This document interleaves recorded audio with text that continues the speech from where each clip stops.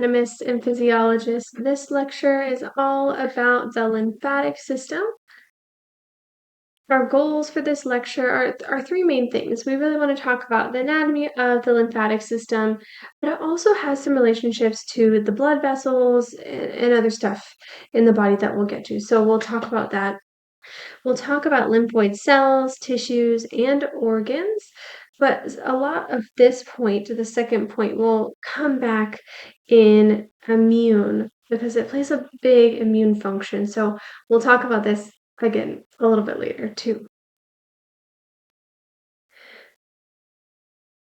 We may not have heard of the lymphatic system as much as we've heard of the cardiovascular system, the skeletal system, all of those really big, buzzy systems. We don't really talk about the lymphatic system that way. But when I think about it, I think about the lymphatic system about does two things. So the first thing is that there's two divisions of the lymphatic system. The first thing is just the lymphatic system. So let me highlight that. That's one of those divisions, the lymphatic system. But the other division of the lymphatic system is lymphoid organs and tissues, which is a mouthful. And each of these things do different jobs. So the lymphatic system, what this one does is something that we've already talked about. It actually returns fluids left over from fluid exchange, from bulk flow. Bulk flow is what we talked about, how fluids are exchanged at the capillary level in between the tissue and the capillary, and that leftover tissue is taken away by those lymph vessels. So that's what we're talking about now. And you can check back at that capillary exchange video if you need more on that. So there's a couple of things here to know about. So the first thing is that we have lymphatic vessels. Lymphatic vessels. Those are the things that help absorb the fluid and then carry it. Absorb and carry fluid away. And we'll talk about where that fluid goes once it's carried away from the tissue after bulk flow has been completed.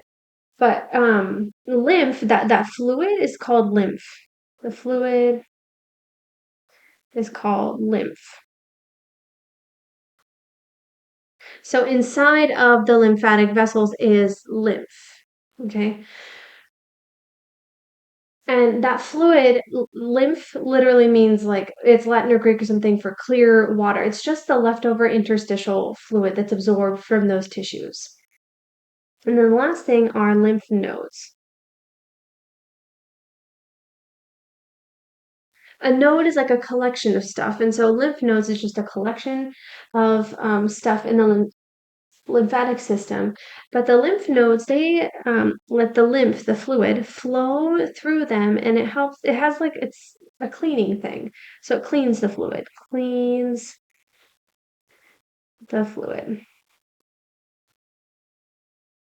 The second, so that's the lymphatic system. That's the fluid absorbing part. We take that fluid away from bulk flow. But the other part of the lymphatic system are the lymphoid organs and tissues, and these guys are the ones that have that immune function. Immune function. So we'll talk more about the immune system in the next set of videos, but there's a bunch of organs and tissues that play a role here. So we have stuff like the spleen, the thymus, the tonsils, and a few others that we'll discuss. So I'll put like ... So we'll keep talking. But the other part of lymphoid organs and tissues are the lymph nodes. So the lymph nodes actually play a role in both the lymphatic system for cleaning that lymph fluid, also an immune function, which we'll jump into.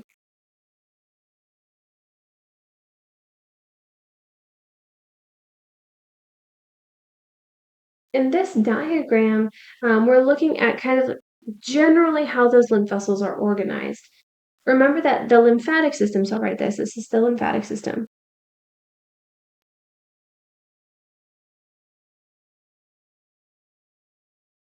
That's the fluid absorbing one. So whenever you think lymphatic system, that's the division of this system that does the fluid absorbing thing. Um, so there's an organization here. And it's really similar to things that we already know. Let me zoom in. This is the lymphatic system.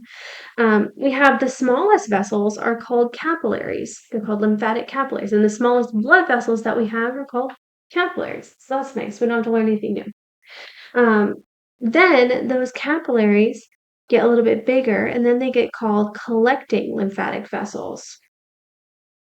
And they have valves, but we already know about valves. Valves prevent backflow. We learned about that in the heart, because the heart has valves, but also veins. Veins have valves. And then those collecting lymph vessels, they get bigger and bigger and bigger until they're like this collection of stuff called a lymph node. And a lymph node we'll talk about, and we'll look at pictures of it and stuff. And then there's some lymph nodes, and then we'll branch off, and then we have some lymphatic trunks. That's these little bubbles here. And then the lymphatic duct will take us back into the blood. So we take that fluid from the tissue after bulk flow happens, like that leftover fluid, and then it travels up through the lymphatic system and gets shoved back in the blood. So whenever I'm thinking about lymphatic system, I'm thinking about absorbs fluid, and then also shoves fluid back into blood. Why do we absorb that fluid, take it away from the tissue, and then shove it back into the blood? It's because the blood doesn't take it anyways. At the end of this capillary bed, we have leftover fluid. If you head back to that bulk flow video, we typically have about 3 liters of leftover fluid accumulated if we were to add it all up. But we need to maintain that 3 liters for our blood volume. So this is really important for blood volume. Blood volume. Okay. And when we're thinking about lymph vessels, notice how we shove that fluid, that lymph fluid, back into the blood in the venous system. It gets shoved back into the veins. And I remember that because lymph vessels are really similar in structure to veins.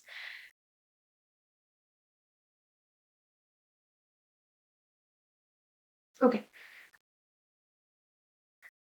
So the other part is, so remember from bulk flow, when we have we have like the arteriolar end, the venular end of the capillary bed, and we have leftover tissue that's getting stuck in the interstitial space. And so that's when these lymphatic capillaries come in. So what the lymphatic capillaries do and how they work is they're really permeable. Our blood vessels, like our blood vessel normal capillaries that we know about, are leaky, but these lymph capillaries are even leakier. They're even more permeable, but they have some important differences. And the thing I really want you to know about is this, it's called the flap-like mini valve. What that means is that when fluid comes into the lymph vessel, it's not going to leave because that valve prevents it from leaving, which is important because we want to take the fluid in and not let it out. So that's really cool. Lymphatic capillaries, again, are more permeable than regular like blood vessel capillaries. So that means they can also take up proteins, even pathogens, like stuff that we don't want. And so if we're thinking pathogens, that's where the immune function of the lymph node starts to come in because we'll go up through the capillaries and then we'll end up in a little lymph node.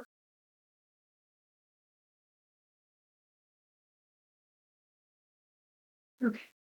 So let's talk a little bit more about the lymphatic system. This picture is showing you where the lymphatic vessels actually are.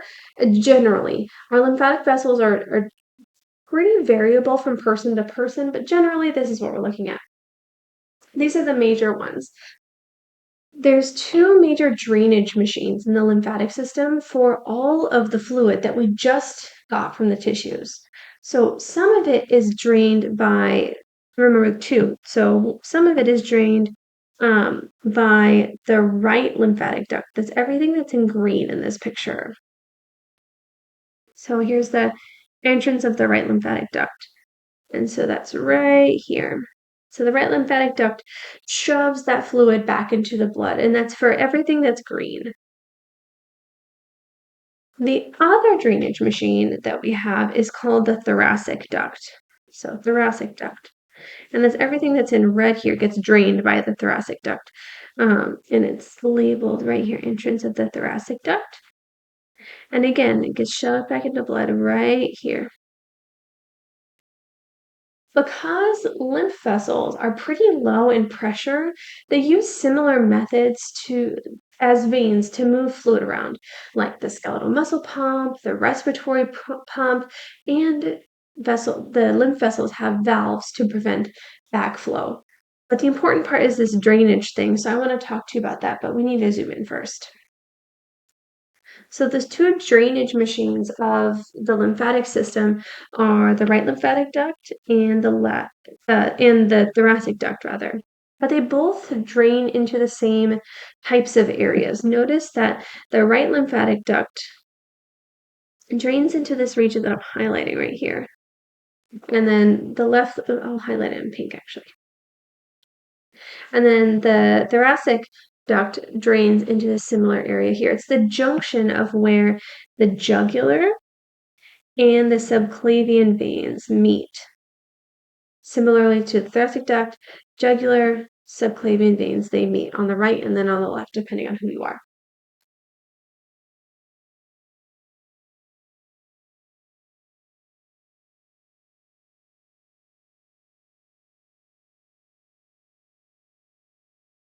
So that was the fluid absorbing and the shoving back into the blood function of lymph vessels. The rest of this video, we're going to talk about the immune side of things, and that's called lymphatic organs and tissues. So I'm going to write that in my notes. Lymphatic organs and tissues. And that's the immune one. Immune functions. Lots of exclamation points. Okay. So what we're seeing in this picture is what is going on inside of a lymph node. And there's a lot of cell types going on here. So I'll kind of highlight them as we go. The first type are lymphocytes. Lymphocytes live in the lymph nodes. And in lymphocytes, if you remember from our blood lecture, we have B lymphocytes and we have T lymphocytes. Remember that B cells, those are the ones who make plasma cells, who in turn make antibodies. So those guys are really important. But we also have in the lymph nodes macrophages. Macrophages are super awesome at being phagocytes. So they're really good at eating up other stuff that we don't want. What's not shown here are dendritic cells. Dendritic cells are important because they capture foreign stuff like antigens and they send them to the lymph nodes. So kind of like a security guard to be like, hey, go to the lymph node. And then lastly here that we care about are reticular cells. And I'll highlight dendritic cells too. Reticular cells, what they do is they produce the network that the lymphoid tissues live in. So all of this networky business going on here, all of that is done by the reticular cells.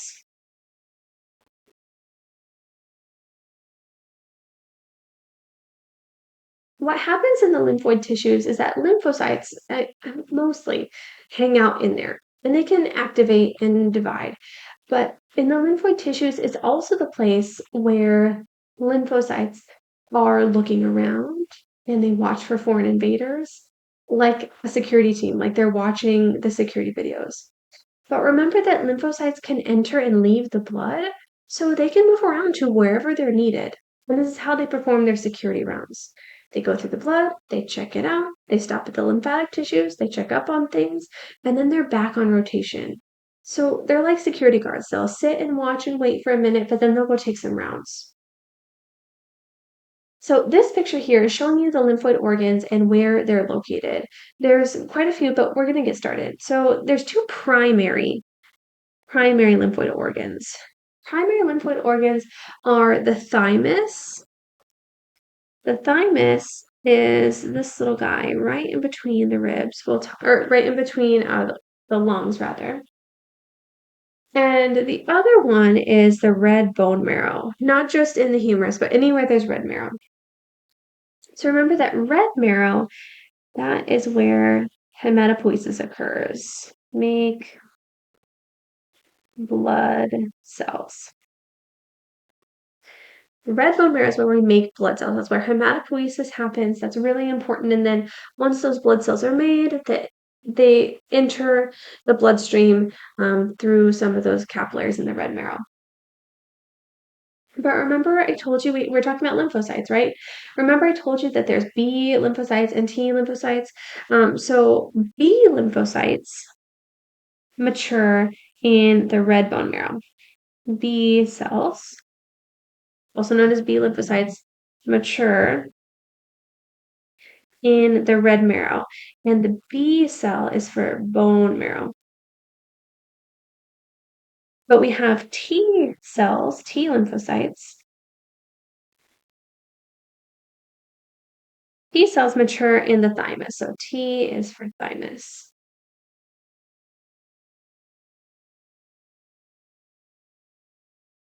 But T cells, they mature in the thymus. They're still made in the bone marrow. The only difference, though, is that once they'll leave the bone marrow immature, head to the thymus for their final maturation process. But there's also a lot of secondary lymphoid organs that we'll talk about. So there's stuff like the spleen, which is kind of near the stomach, kind of underneath the diaphragm, overlays the stomach a little bit. The tonsils, that's located in the mouth and in the throat. We have Peyer's patches, that's in the small intestine. And then we also have the appendix. And I think of the appendix as like a little tail off of the large intestine. And these ones, the tonsils, the Peyer's patches, and the appendix, they all have a special name. They are called MALT. M-A-L-T. It stands for mucosa associated lymphatic tissue. MALT is mucosa associated lymphatic tissue, which is just a really long word to say. I just think of it as a cluster of lymphoid tissues kind of all shoved together. But I'll show you some pictures. But first, more on the thymus. So this guy here is the thymus. The thymus is important and most active during the early years of development and of life. It's underneath the sternum, that breastbone, but over the heart. So it's deep to the sternum, superficial to the heart. And this is where or anterior to the heart rather. This is where T cells mature. So T cell maturation site.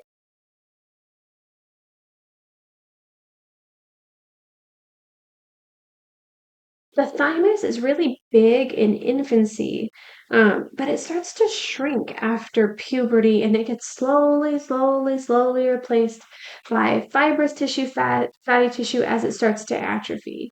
It's kind of just like the cells that T cells move to right before they mature enough to leave the nest.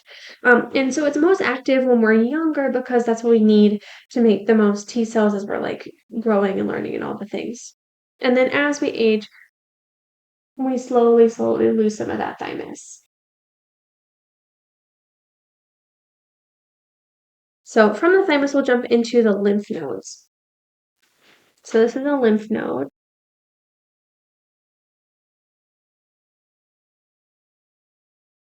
And this is a frontal section of a lymph node so that we can see what's going on inside of it. Lymph nodes, they have two jobs. So lymph nodes have two jobs.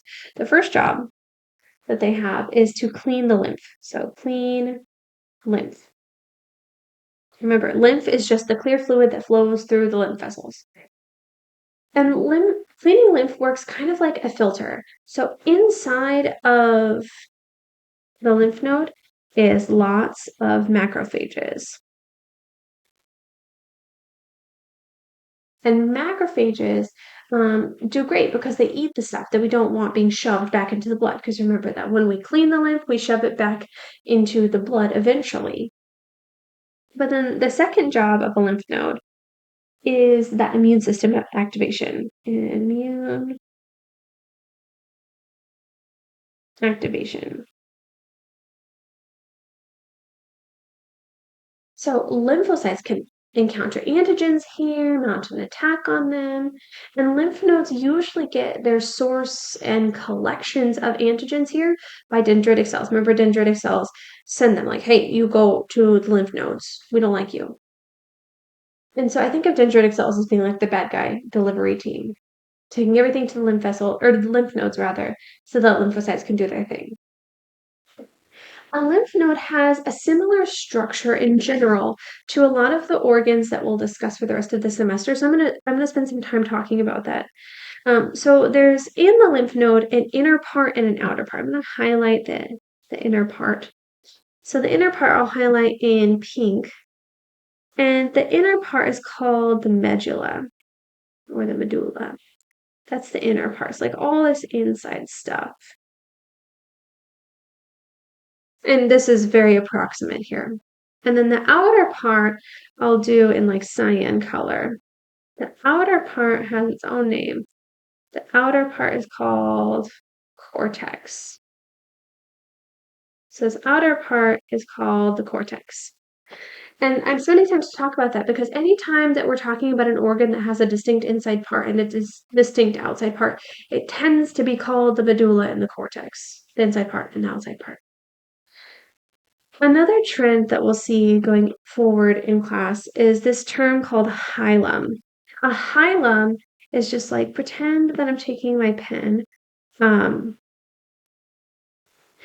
circling like around this entrance and exit site. A hilum is where stuff enters and exits, and in this case, it's vessels.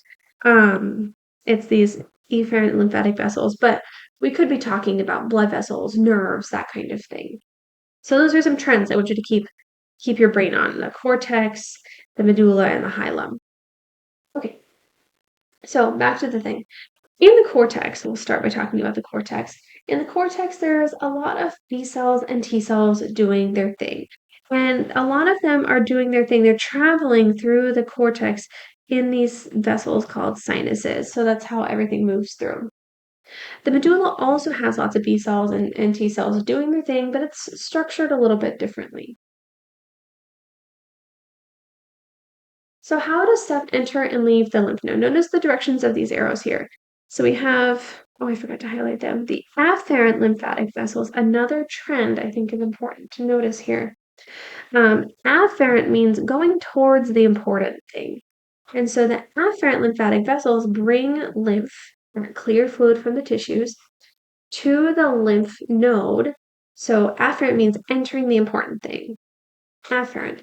And then we move through the cortex, move through the medulla, and then we exit the lymph node. When we exit the lymph node, we are traveling through efferent lymphatic vessels. I always think of the E as exit.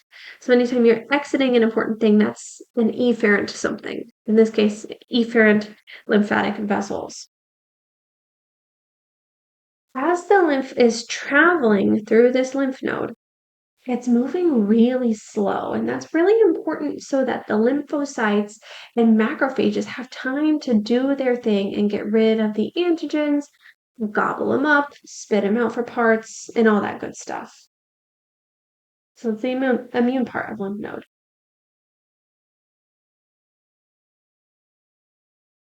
Then we have the spleen. The spleen is one of those lymphoid organs. The spleen lives under the diaphragm. So I'll write this down, under diaphragm. Under the diaphragm. The diaphragm is that really important breathing muscle right underneath your lungs. And it's on the left side.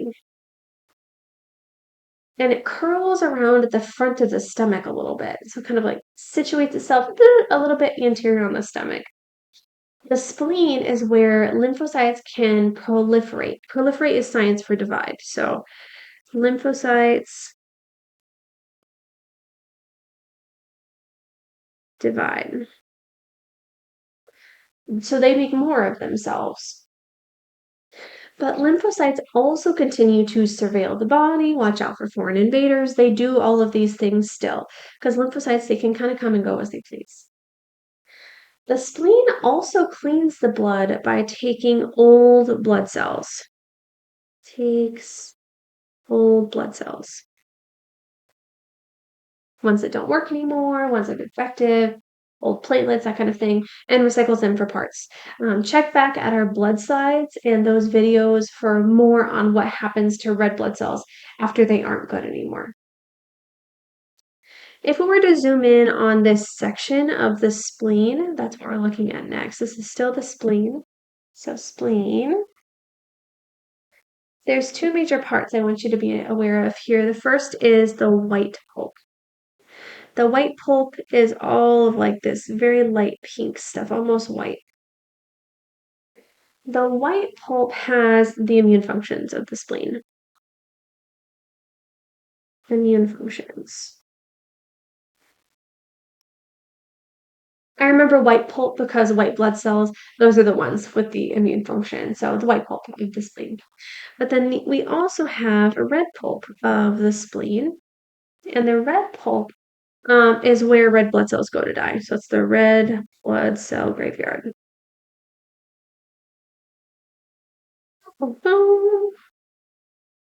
So red blood cells go there to die and be recycled for their parts, but it's also where, and pathogens. That's also where pathogens can get eaten by macrophages. And in the red pulp, so all of this pinky stuff here, all of that red pulp, we have tons of sinusoid capillaries. Those are the most permeable capillaries, and that allows that exchange of cells and big stuff to happen. And all of this red pulp is held together by like reticular connective tissue. So remember those reticular cells? Yeah, it's here too. So red pulp deals with the pathogens and the red blood cells, and then the white pulp is the immune function part. Same kind of vibe.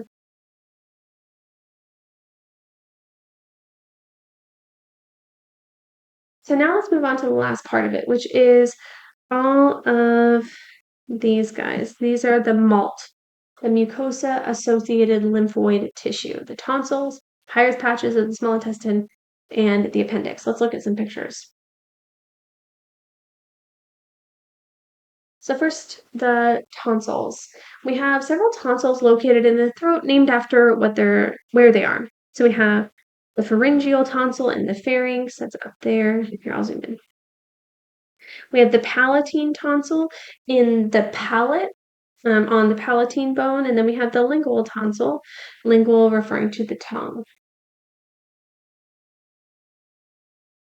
So what they do is kind of act like a filter.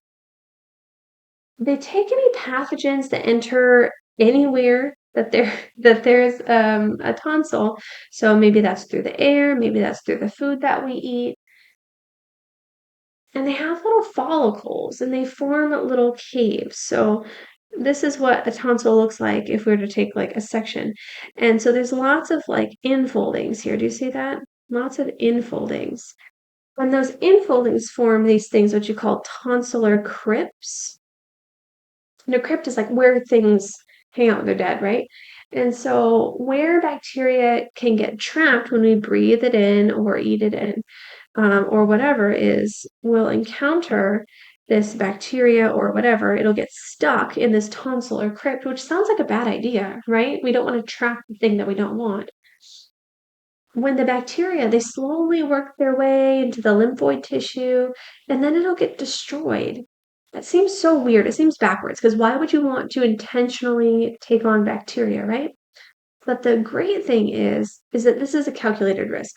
Our immune cells can actually develop a memory after exposure. So after we've seen that bacteria, we say, "Oh, I remember you." And it's easier for us to recognize and destroy that pathogen later. So this is a way for us to get exposed to bacteria without like too many risks, I guess, comparatively. Working in a really similar way are Pyre's patches. So you all know me by now. I like to spoil an ending. We haven't gotten to digestive yet. But if we were to take a section of the small intestine is where we do most of our digestion. And so you see there's lots of infoldings here. That's because we want maximum surface area for maximum digestion. That's not important now, but we care about it for later. I get excited to tell you things. But because there's lots of infoldings, and that's really great for digestion, but that also means that we can encounter phagocytes that we consume through food, right? And so these Peyer's patches, they form little crypts um, and little spots where we can trap bacteria. And those little spots where we can trap bacteria, hold on to it, develop memory, etc., similar to the tonsils. But also what we have here is not labeled in this picture, but I'm going to zoom in and label it myself, is this little tail off of the large intestine. That is the appendix. That's the appendix. It's kind of like this little offshoot tail of the large intestine. And so we flow from the small intestine into the large intestine here. The appendix prevents bacteria from getting into the intestinal wall because again, we're going to trap bacteria in there. Hold on to it, make memory, we'll see it again, and then we'll know for sure what's going to happen. But what happens in appendicitis is that this opening to the appendix gets blocked, and then the bacteria get trapped in there, and then we build up, build up, build up, and so this appendix swells up a lot. And then it starts to affect the blood flow to that organ. It could potentially rupture. And so appendicitis can be a big deal because we don't want all of those bacterias and all the other things like putting everything inside the body. We don't want that. And so appendicitis is important to be treated usually by surgical removal, so we'll just take it out, or in certain cases, antibiotics.